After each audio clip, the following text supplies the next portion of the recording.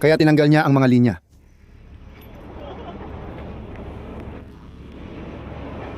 Kaya tinanggal niya agad ang mga linya niya doon. Grabe, sige.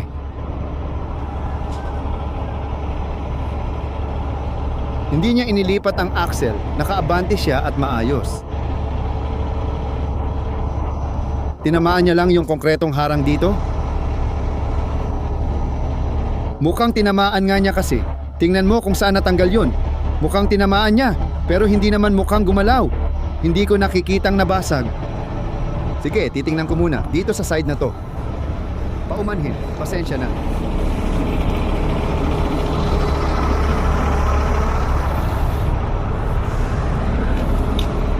Sige, ginawa nga niyang parang tako.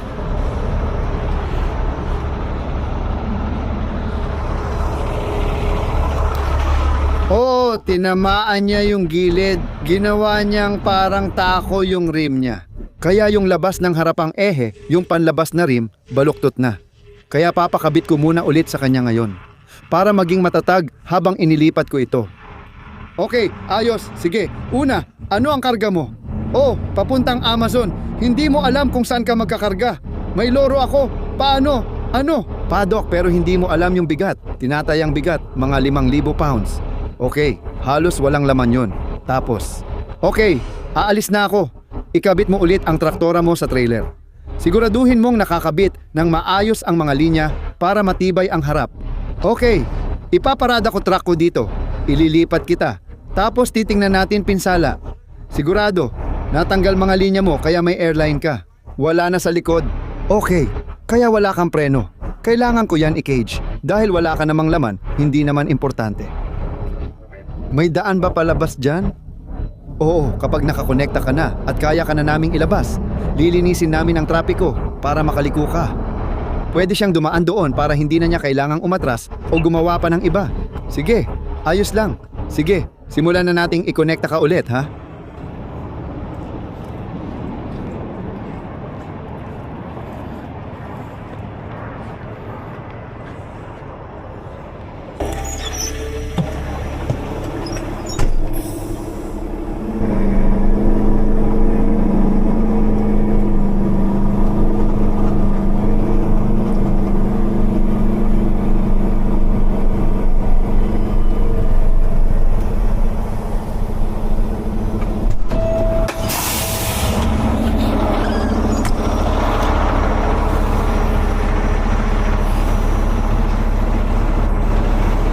Kaya yung driver, sa hindi malamang dahilan, hinatin niya yung karga matapos niyang mabangga yung trailer niya sa guardrail doon, sa K-rail. Dapat sabihin ko. Pinapatras ko lang ngayon yung driver para ikabit ulit yung trailer matapos niyang mabangga yung K-rail. Habang iniikot ko, mas maganda na nandito yung dalawang tandem na ito para suportahan ang bigat ng trailer at magbigay ng dagdag na stability habang inaangat ko yung likod at iniikot ito. Di ako sure kung kilala nyo ang lugar na to. Ito talaga ang arrival para sa Lux. Kaya siguro may dinala o dinelever dito si Ginoong ito. I-type ang One World West. At nauwi sa pag-akyat sa rampang ito.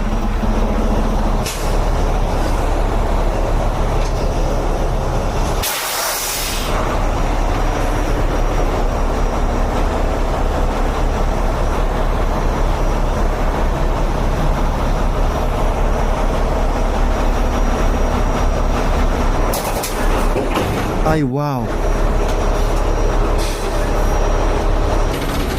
Sige, ayos ka lang.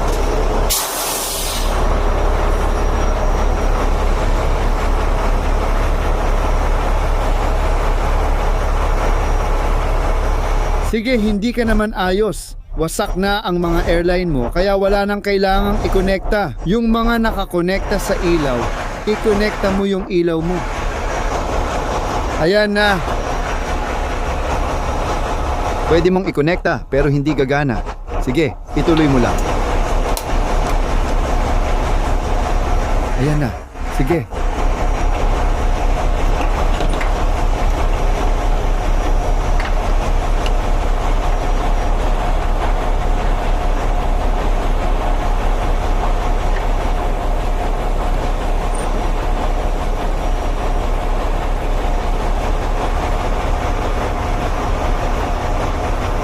sige.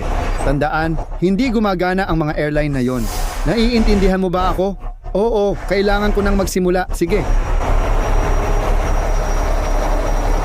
Paano nyo to gagawin?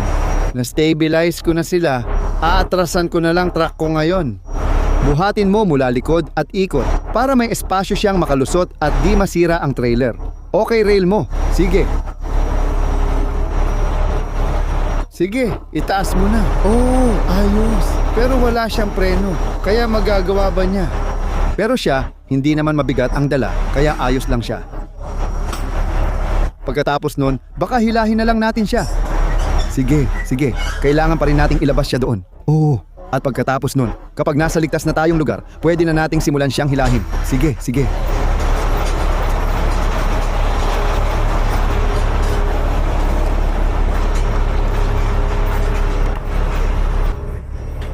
Masikip, hindi ako makakabaling pabalik.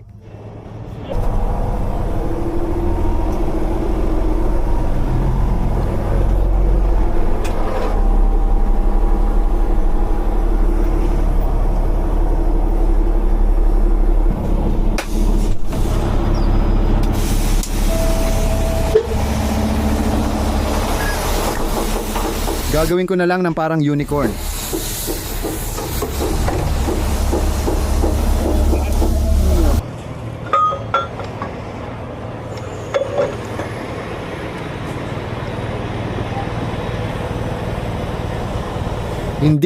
Hindi yan. Kumuha ka ng dalawa sa asul, dalawa sa mga yon. At pagkatapos pwede nating gamitin itong dalawa.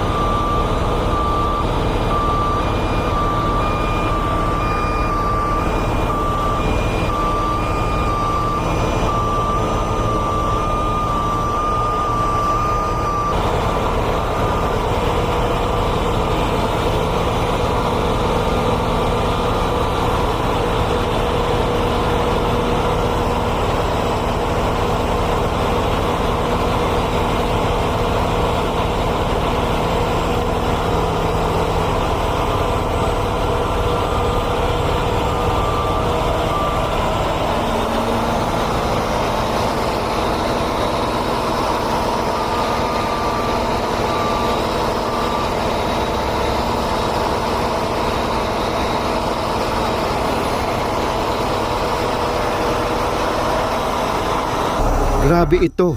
Ito ang unang beses na nakita kong may Amazon trailer na sumusubok mag-deliver dito sa Lax. Kung pamilyar kayo sa lugar, dito talaga banda ang arrival. Sinabi ng delivery driver na galing siya sa Somalia at dito sa LAX ang delivery. Sana makita ninyo mula dyan. Sa malayo, doon banda ang arrival ng mga pasahero. Sa huli, masyadong dikit ang liko niya at natamaan niya itong K-rail dito para sa konstruksyon. Kasama na rin ang mga bariles ng buhangin na ito. Malaki ang pinsalang dulot niya rito. Sa trailer niya, nasira niya ang mga airline, napilayan ang rim niya, at natanggal niya ang isang bahagi ng K-rail. Dito para sa konstruksyon, nakaayos na ang rigging. Nilagay ko ang baileys ko dito sa likod ng dot bumper. Ganon din dito. Simulan mo nang itaas ito.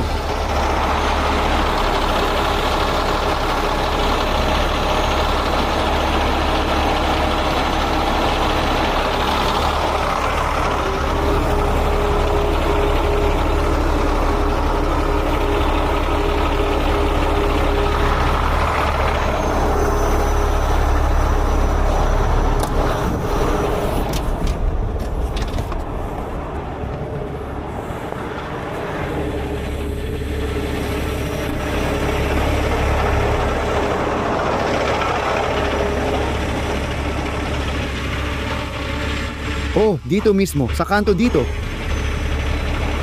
Hawakan natin dyan.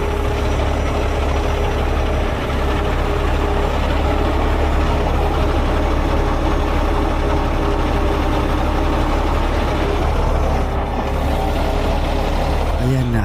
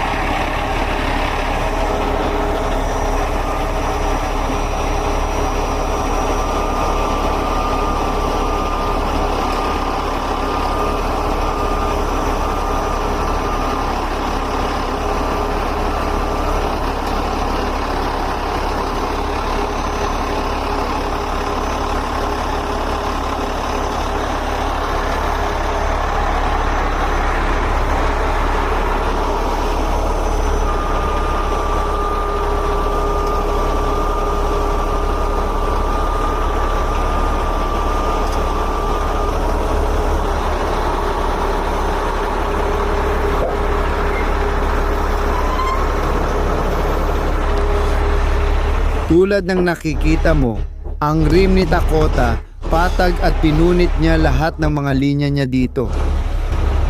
Kita mo yan dahil sa pagtama niya sa key rail. Diyan mismo. Malaking pinsala dahil sa maling daan na tinahak. Matindi.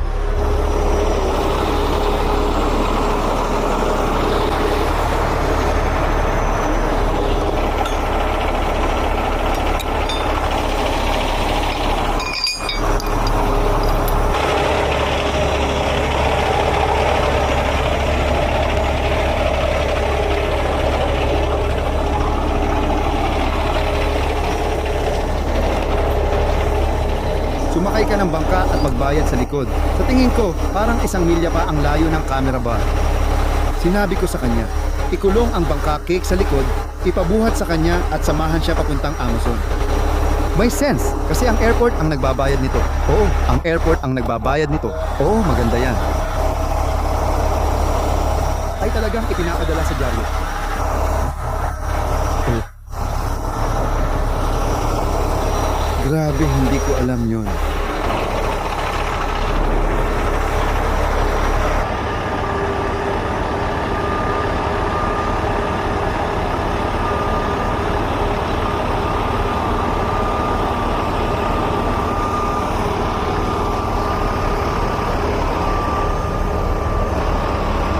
Gaano na siya katagal nagbablock?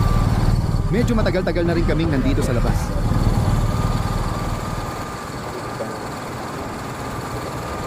Mga 330. Pasensya na, mga alas 3. Alas 3. Medyo bago mag alas 3. Oo, kaya mga 3.5 oras na. Opo, sir. Grabe ang tindi nun. Mga 3.5 oras dito. 3.5 oras. Nandito na ba tayo? Oo, tayo ay 200. At 6 na po sila 200. At 26. Sila ay mahigit 4 na oras na rito. Oo, 200 at 26. Nagsimula na tayo. Oo.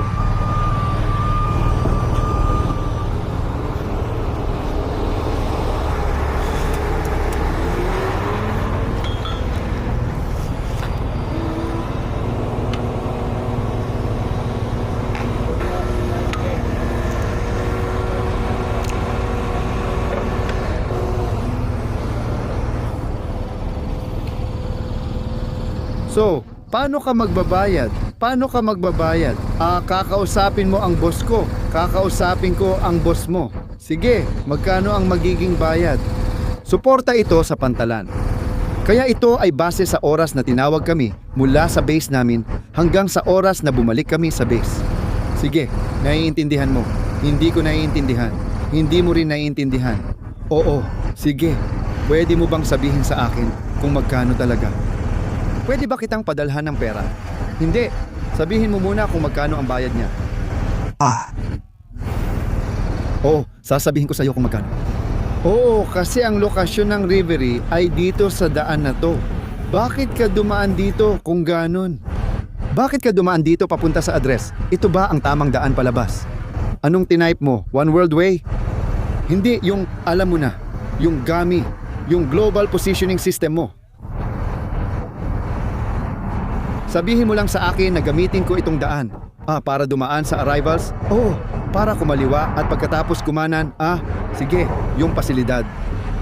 Pangalawang beses ko na pumunta sa pasilidad na ito. Sige, palagi kong ginagamit itong daan. Yung yakap, yung kalahating dulo, yung ibang driver, nagbibigay ako ng senyas para pumunta sa kanan. Madalas pinapadaan nila ako. Nandoon ang baril para ibigay sa kanya.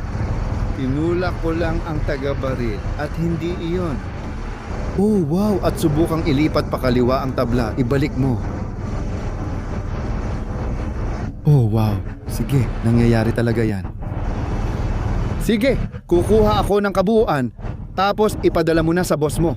Aalis na kami, kaya kailangan muna ng bayad bago kayo umalis. Magkano lahat?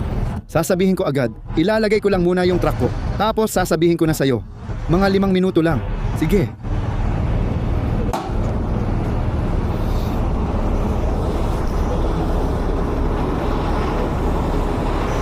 So, umalis na kami doon sa K-Rail at sa kulungan ni Cesar, yung Bolt, at magkakaroon siya ng police escort.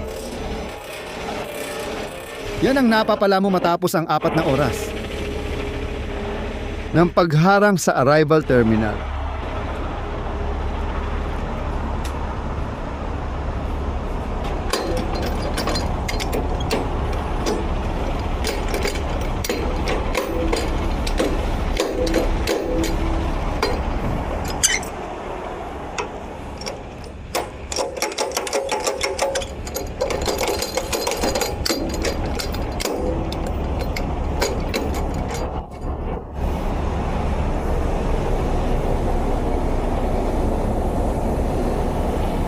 Express, Freightliner,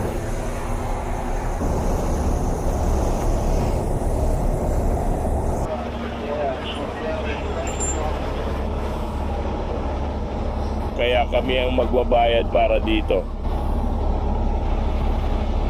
Siguro maglagay ng code o kung ano man dito. Oo.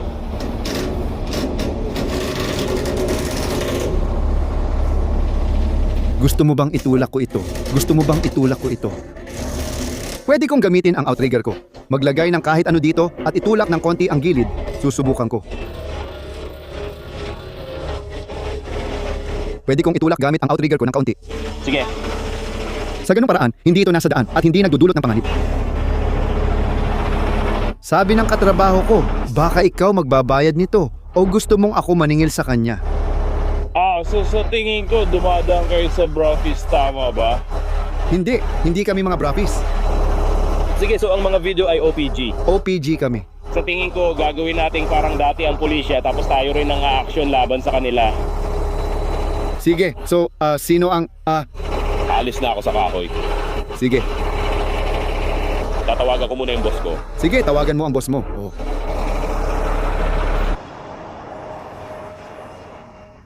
Kung maaari mo siyang singilin ng direkta, Gagawin ko yon. Ako na mismo ang magpipiyansa para sa kanya. sige, ibibigay ko ang impormasyon namin. Kung hindi man, Walang mangyayaring ganun. Kung mangyari man yon, kukunin na lang namin ang truck niya. Sige, kasi magkakaroon na ng issue sa puntong yon. Sige, tawagan mo na ang boss mo ngayon. Tawagan mo ang boss mo. Ha? Para makausap ang boss mo. Sige.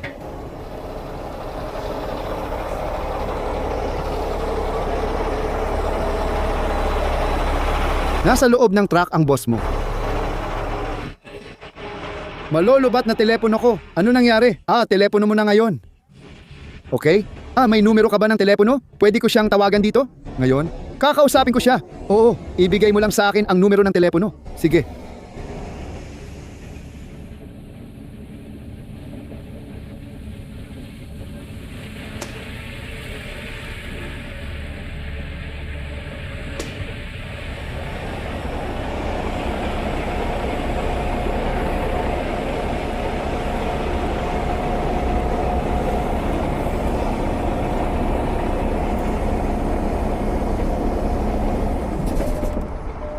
Ano ang numero ng telepono?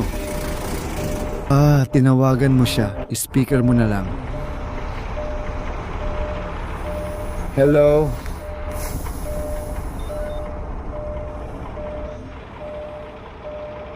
Pwede ka bang magsalita sa telepono? Hello, hello?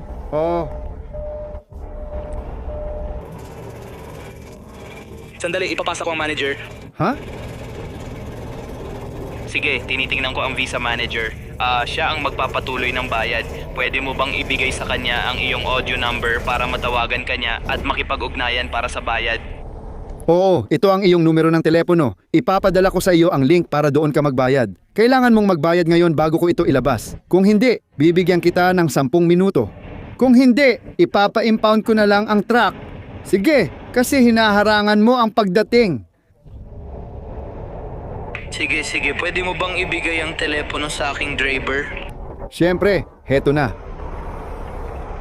Kailangan ko ng numero niya para maipadala ang link. Pinapadalhan ko ng link ang boss o ahensya niya at sila ang magbabayad. Sinabi ko na bigyan ako ng 10 minuto at kung hindi sila magbayad sa loob ng oras na iyon, ikakabit ko na lang ito at itatapon ko na lang. Sige, Sige, gusto mo ba ng impormasyon tungkol sa boss niya? yan ang numero niya. Oo, akin na yan. Ipadala ko lang sa kanila ang grupo. Ipadala mo na sa akin ang link ngayon, ang numero ko, tapos ipadala mo na. Ikaw ang magbabayad, siya ang magpapadala, siya ang magbabayad. Alam ko. Pero kailangan ko siyang padalhan ng link kasi siya magbabayad, tama? Kung siya ang magbabayad, ipapadala ko ang link at gaya ng sabi ko, pagkatapos ng 10 minuto, ikakabit ko na at kukunin. Hindi pwedeng harangan ang mga dumarating, pero kailangan nilang ipadala sa group. Ang group, Ang group isang group text. Hindi ito magiging group text. Ito yon. Ipadala mo sa akin ang link para maipakita ko sa group tapos pwede na silang magbayad. Hindi ito text link, kundi tawag sa telepono. Bakit ako magpapadala ng link sa group chat? Siya ba magbabayad? Gusto ko yung mismong magbabayad ang kausap ko. Maaari mo bang ibigay ang numero ng telepono? Sa mismong tao. Hello? Kaya kailangan ko ang tamang numero ng telepono mo, hindi chat o WhatsApp number. Paumanhin. Siyempre, sandali lang. Ano ang telepono? Pwede mo ba itong padalhan ng link? Ano ang cellphone number? Sandali lang. Hayaan mong kumpirmahin ko kung anong numero ang ginagamit ng Zoom manager. Kailangan ninyong magpadala.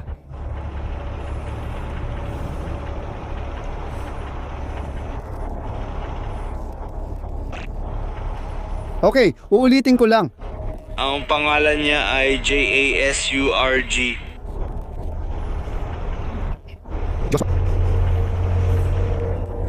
Hosujasu. Sige, salamat. bahagi iyon ng problema sa hadlang sa wika. Oo, malaki talaga yon. Sa tingin ko, taga Somalia siya. Mahirap intindihin dahil sa hadlang sa wika, pero naiintindihan niya ang mga numero. Madalas siyang wala. 3 oras kaming naghintay, tanong ng tanong kung may darating. Sabi niya, 20 minuto pa raw. Ano ibig sabihin nun? At wala namang dumating. Nakakabaliw kung paano gumalaw ang hangin. Sabi nila parang gumulong lang palayo. Grabe yon. Ang bar niya ay, hayaan mo siyang magpakitang gilas. Tinype niya isa, World West. Ginawa niya. Sinabi niya yung address. Sinabi niya sa akin, oo, kapag tinype mo ang One World West, diretso ka na dito at dadalhin ka nito sa arrivals o departure. Oo.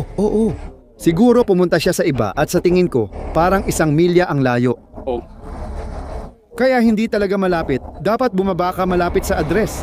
Hindi. Ipinapakita sa akin ni Lyle ang pasukan. Oo, ano? Ano ang tinype mo sa global positioning system mo? So one world way, tama? Sandali, hindi ko gagamitin. Hindi ko ginagamit ang Google Map. pero gamit mo ang Garmin, di ba? Garmin at Lyle app, ipinapakita nila sa akin. Pero ang app ay galing kung saan man titira ang app. Pero ano yun? Ano ang pisikal? Ang Amazon Liray app? Paano mo ito baybayin sa lilim? Wow.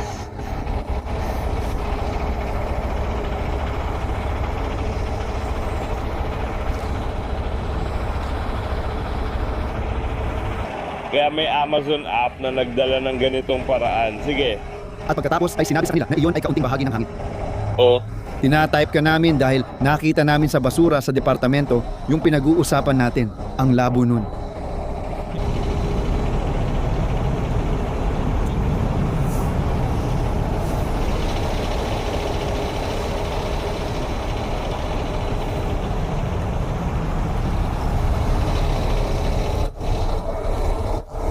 Salamat pare, na-appreciate ko. Papasok ko muna tapos itutulak palabas.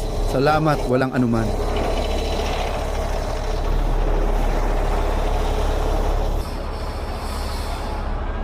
Mainit, Code Rim.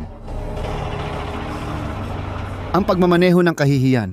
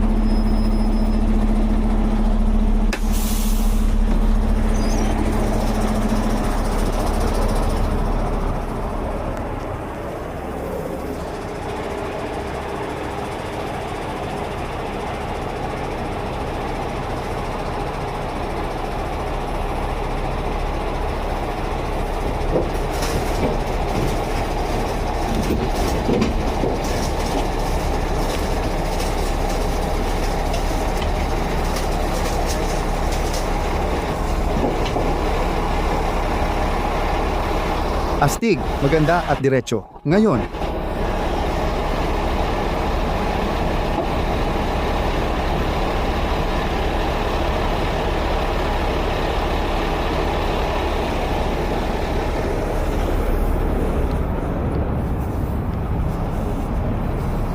hayaan mong sabihin ko dito sa ginoong ito. Walang anuman.